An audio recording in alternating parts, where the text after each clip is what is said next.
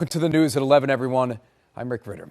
1 year ago tonight, we led off our newscast with developments on the sale of the Baltimore Orioles. But within hours, that feeling of optimism all across our area was shattered by the tragedy that brought down the Key Bridge into the waters of the Patapsco River. By now, we have all seen the video of the dolly as the ship lost power on the approach to the bridge, hitting one of the main supports that morning, collapsing an entire structure in just a matter of seconds.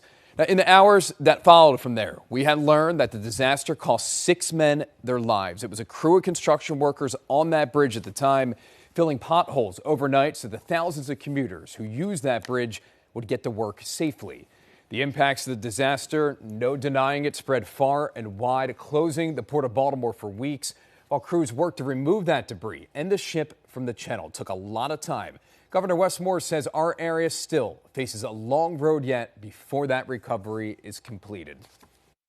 I need to get this project started now, and we cannot delay and wait. We're currently going to be in litigation for what even Lloyd's of London indicates could be the most expensive maritime tragedy in the history of this country.